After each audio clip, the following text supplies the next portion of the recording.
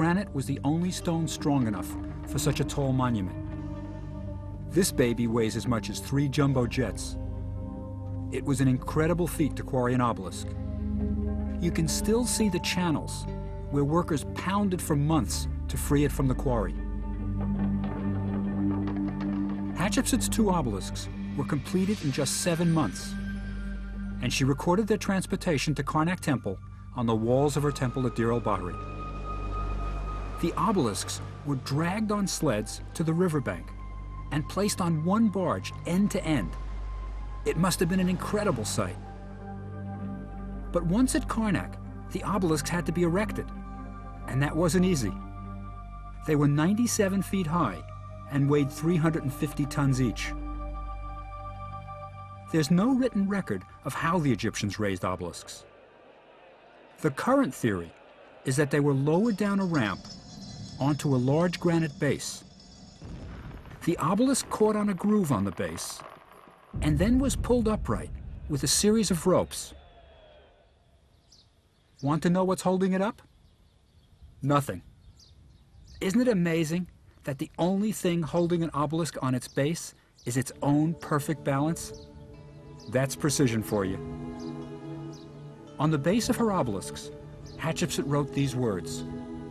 She made them as her monument for her father Amun, lord of Thebes, presiding over Karnak, making for him 2 great obelisks of enduring granite of the south.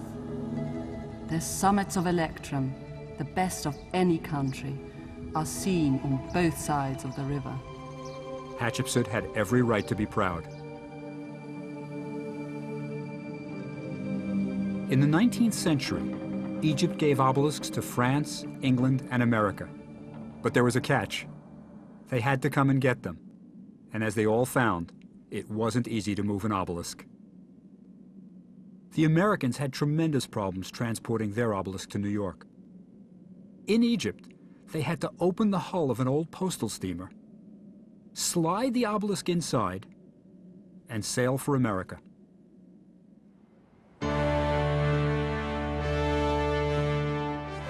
In the summer of 1880, the obelisk proudly steamed into New York Harbor, around Manhattan Island, and was finally landed on Staten Island. It was next moved onto a barge and floated up the Hudson River to 96th Street. There, it had to be hauled quickly across the railroad track, where today New Yorkers play tennis. It was now ready for its painfully slow journey to Central Park. A special railway was constructed to transport the obelisk. Winched along railroad tracks by a steam engine, the obelisk was hauled through the streets of New York at the rate of 100 feet per day.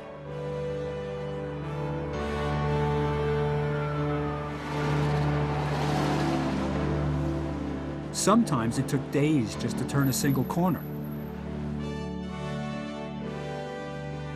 Working day and night, around the clock, it took nearly a month just to cross Central Park. By the time the obelisk was ready to be erected, it was the dead of winter.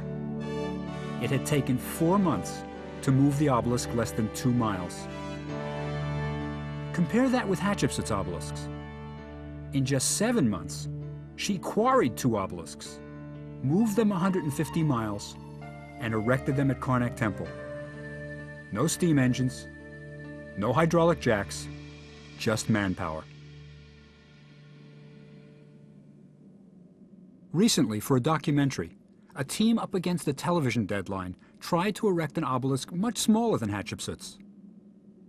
It was cut out of the quarry with modern machinery, but only manpower was used to position and raise the obelisk. In spite of weeks of effort, expert advice, and hundreds of helpers, they couldn't do it. It still lies in the desert, on its side, testament to ancient Egyptian skills. The score? Hatshepsut 10, modern ingenuity 0. Hatshepsut's ultimate obelisk is the unfinished one in the quarry at Aswan. It weighs nearly 1,000 tons. 3 times the weight of the other obelisks, but this didn't faze Hatshepsut. She was confident it could be quarried, moved, and erected.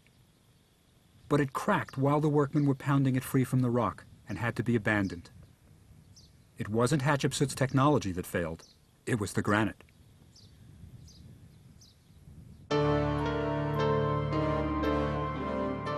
To do great things, you need great people, and Hatshepsut relied especially on one man, Senmut. She elevated Senmut, her daughter's tutor, to the position of overseer of the works. Hatshepsut knew him very well. She entrusted her only child to him. Senmut's good service to Hatshepsut was well rewarded. He was born a commoner, but rose to the highest offices in the land.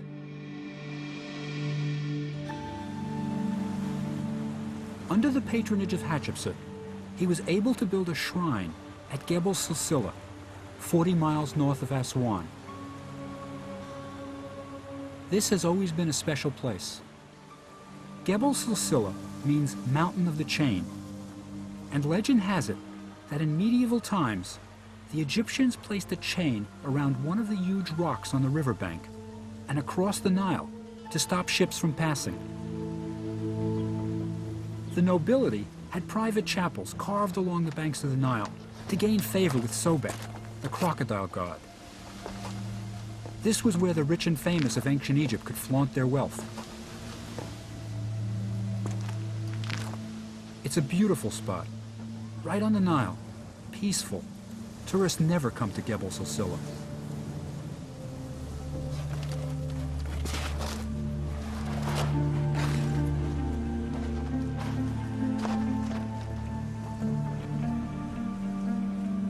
It took a lot of money to build chapels like these.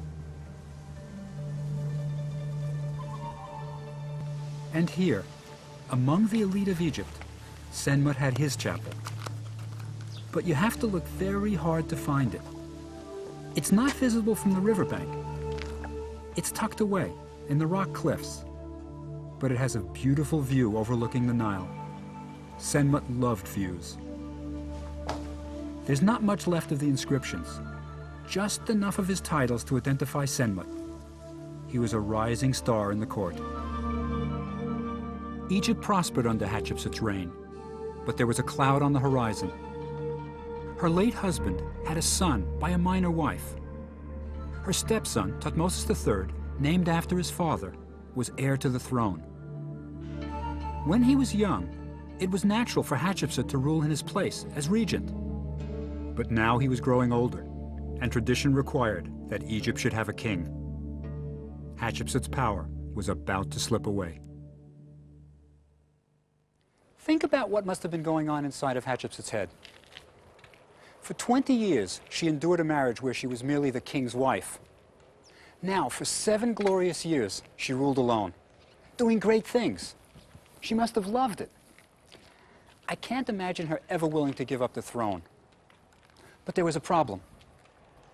If Thutmose assumed the duties of king, his wife would become queen of Egypt, and Hatshepsut wouldn't be top banana. But what could she do? What Hatshepsut did next was totally unprecedented in Egyptian history. Egypt finally got its pharaoh, King Hatshepsut. Up to now, she had kept the title King's Great Wife. But to keep her power, Hatshepsut took the title King. This prevented her stepson, Thutmose, from assuming the throne. She was now shown wearing the false beard and garments of the pharaoh. How could she get away with it? The answer is that she was clearly an excellent ruler, and Egypt was happy with her.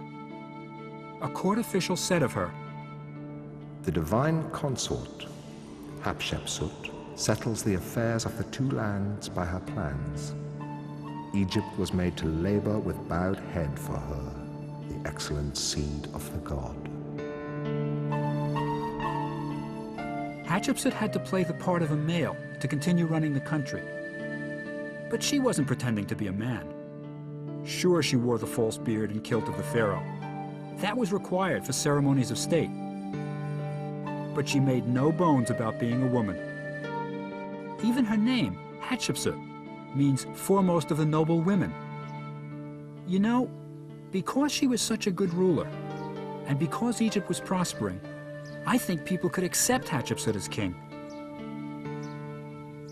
How did her stepson, the heir to the throne, feel about this? All indications are that it was fine with him. He was a teenager, and probably just where he wanted to be, on expeditions, traveling with the army. Think about it.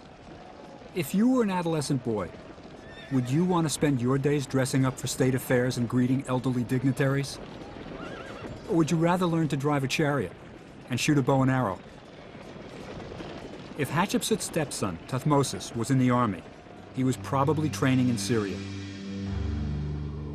Throughout history, Syria has been a battleground because of its strategic location. The Hittites in the north, where modern Turkey is, always fought Egypt for control of Syria. Egypt periodically sent military expeditions, just to say, we're here again, and Thutmose was part of it. Centuries after the Egyptians, Roman armies fought for control of Syria and the trade routes. Much later, in the Middle Ages, the Crusaders built huge forts in Syria when they fought for the Holy Land. And Crusader castles, like the Great Crac de Chevalier, showed just why the military was a perfect place for a pharaoh in training. Thousands of soldiers had to be fed, paid, controlled, inspired. An ancient army wasn't just a fighting force. It was a huge bureaucracy that had to be administered. Someone had to oversee the stables, the weapons, the chariots. Think of the problems. How do you transport and store food for thousands of men? Thutmose would have seen all of this. If you could run an army, you could run a country. Army life in ancient Egypt required a kind of rough-and-ready personality.